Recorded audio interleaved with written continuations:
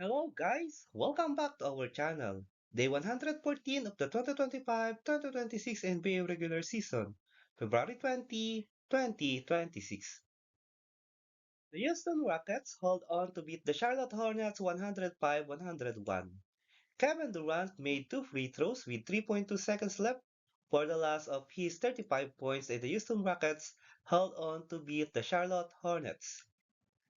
Jabari Smith Jr. added 15 points and Alperen Sengun had 13 points with 7 assists for Houston. The Rockets overcame an 11-point first half deficit.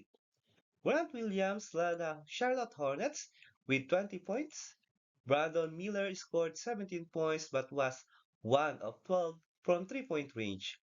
LaMelo Ball, playing a day after being involved in a two-car crash in downtown Charlotte, had 11 points, 7 assists, and 7 rebounds. The Cleveland Cavaliers extend win streak to 6 with 112-84 rout of the Charlotte Hornets. Donovan Mitchell scored 17 points. James Harden added 16 in the Cleveland Cavaliers routed the Brooklyn Nets to extend their winning streak to a season-high 6 games. The Cavaliers also won 5 straight at home and 11 of their last 12 overall. It was the second straight game in 6 times this season they haven't trailed in a game. Jarrett Allen scored 10 of his 15 points in the first 20 minutes. Michael Porter Jr. had 14 points, and Akai Agbaji had 13 for Brooklyn, which is 520 since December 29. Johnson and McCollum powers the Atlanta Hawks past the Philadelphia 76ers 170-107 as Atlanta snaps three-game skid. Jalen Johnson had 32 points and 10 rebounds, and CJ McCollum added 23 points as the Atlanta Hawks beat the Philadelphia 76ers in the team's first game after the All-Star break. Dyson Daniels finished with 15 points as the Hawks snapped a three-game losing streak with their third win over Philadelphia this season. Tyrese Maxey scored 28 points, and the Rising Stars MVP BJ Combe added 20 for the Sixers, who were without center Joel Embiid, who missed the game due to soreness in his right shin. Andre Drummond contributed 10 points and 14 rebounds as the Sixers lost their third in a row and for the fourth time in 5 games. The Washington Wizards beat the Indiana Pacers 112-105, snapping a three-game slide. Bob Carrington and Anthony Hill each scored 13 points and helped spark a decisive fourth quarter as the Washington Wizards outlasted the Indiana Pacers.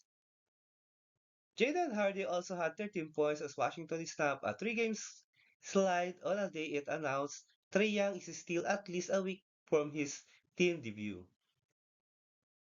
Jarace Walker scored 19 points and grabbed 13 rebounds for the Pacers, who fell to 2-3 during a season-long six-game road trip wrapped up around the All-Star break.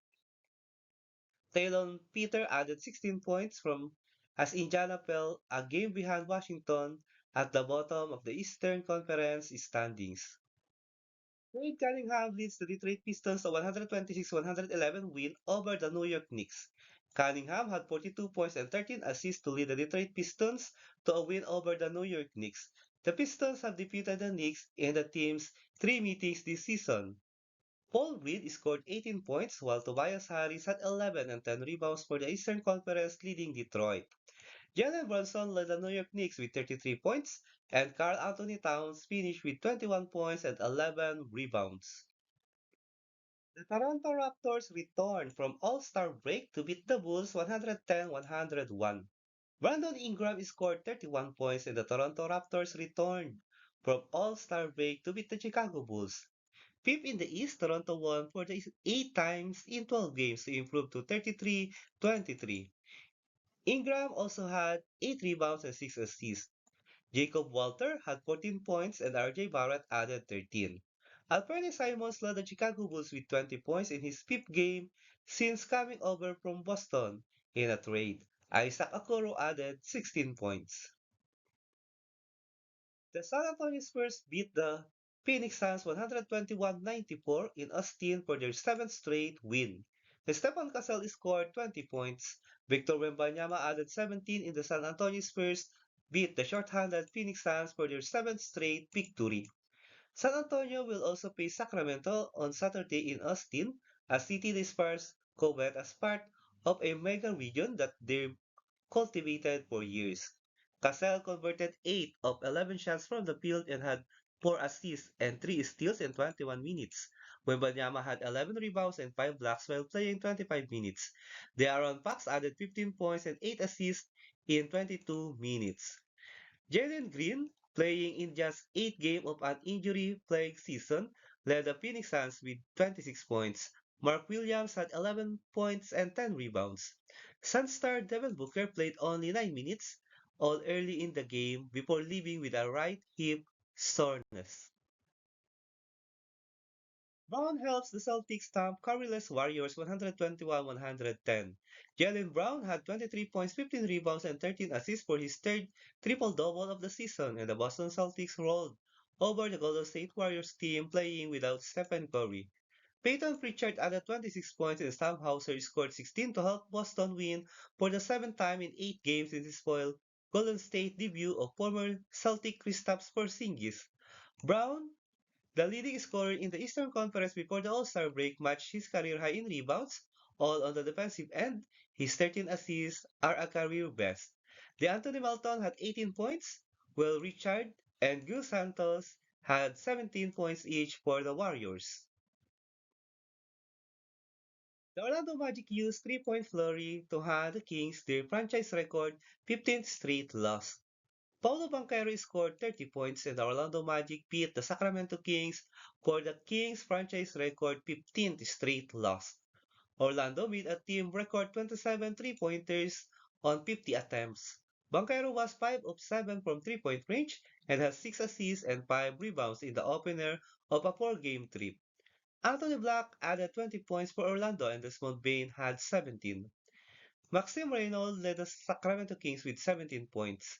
Keegan Murray added 15, and Precious Achiuwa had 14. Missouri powers the Clippers in 115-114 win over the Denver Nuggets. Benedict Maturin scored 38 points in his home debut for Los Angeles, and the Clippers held off the Denver Nuggets.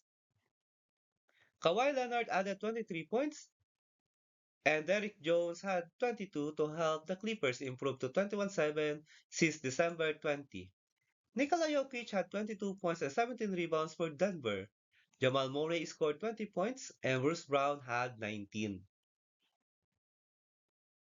Let's proceed to the NBA regular season games scheduled on February 21, 2026.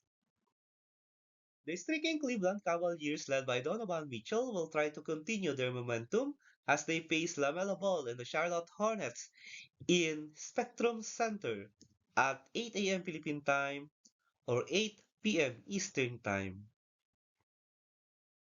Pascal Siakam and the Indiana Pacers will battle Alex Star and the Washington Wizards in Capital One Arena at 8 a.m. Philippine time or 8 p.m. Eastern time. Ty Jerome and the Memphis Grizzlies will play Lauri Markkanen and the Utah Jazz in FedEx Forum at 8 a.m. Philippine time or 8 p.m. Eastern time. Bam Adebayo and the Miami Heat will go up against Jalen Johnson and the Atlanta Hawks in State Farm Arena at 8:30 a.m. Philippine time or 8:30 p.m. Eastern time. Anthony Edwards and the Minnesota Timberwolves will try to add up to their two-game winning streak as they face Nigel Marshall and the Dallas Mavericks in Target Center at 8:30 a.m. Philippine time or 8:30 p.m. Eastern time. Kevin Porter Jr. and the Milwaukee Bucks will meet Zion Williamson and the New Orleans Pelicans in Smoothie King Center at 9 a.m. Philippine time or 9 p.m. Eastern time. The West leading Oklahoma City Thunder, led by Chet Holmgren, will play the visiting Brooklyn Nets, led by Michael Porter Jr., in Paycom Center at 9 a.m. Philippine time or 9 p.m. Eastern time. The surging Los Angeles Clippers will be tested against Luka Doncic and the Los Angeles Lakers in Crypto.com Arena at 11 a.m. Philippine Time or 11 p.m. Eastern Time.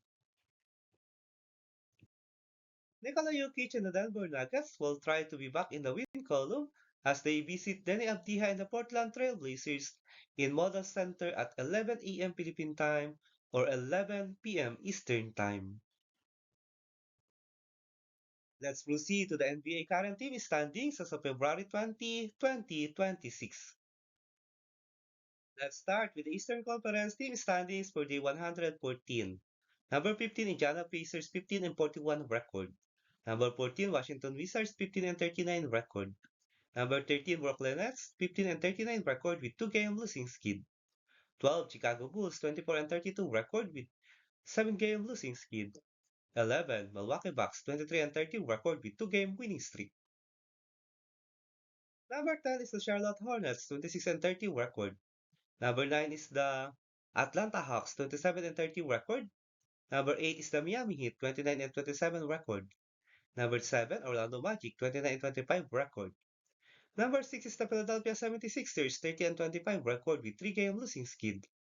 Number 5 is the Toronto Raptors, 33 and 23 record. Number 4 is the Cleveland Cavaliers, 35 and 21 record. Number 3 is the New York Knicks, 35 and 21 record. Number 2 is the Boston Celtics, 36 and 19 record with 2-game winning streak. And the best team in the Eastern Conference is the Detroit Pistons, 41 wins with 13 losses and has 4-game winning streak. Let's proceed to the Western Conference team standings for day 114. Number 15, Sacramento Kings, 12 and 45 record with 15-game losing skid. 14, New Orleans Pelicans, 15 and 41 record. 13, Utah Jazz, 18 and 38 record. 12, Dallas Mavericks, 19 and 35 record with 9-game losing skid. 11, Memphis Grizzlies, 20 and 33 record with 4-game losing skid. Number 10 is the Portland Trail Blazers, 27 and 29 record. Number 9 is the Los Angeles Clippers, 27 and 28 record with 2-game winning streak. Number 8 is the Golden State Warriors, 29-27 record with 2-game losing skid. Number 7 is the Phoenix Suns, 32 and 24 record with 2-game losing skid. Number 6 is the Minnesota Timberwolves, 34 and 22 record with 2-game winning streak. Number 5 is the Los Angeles Lakers, 32 and 21 record. Number 4 is the Denver Nuggets, 35 and 21 record. Number 3 is the Houston Rockets, 34 and 20 record. Number 2 is the San Antonio Spurs, 39 and 16 record. And the best team in the Western Conference is the Oklahoma City Thunder, 42 wins with 14 losses. If you like this kind of content, don't forget to subscribe and leave a like to help our channel grow. Thank you so much, everyone. See you in the next video.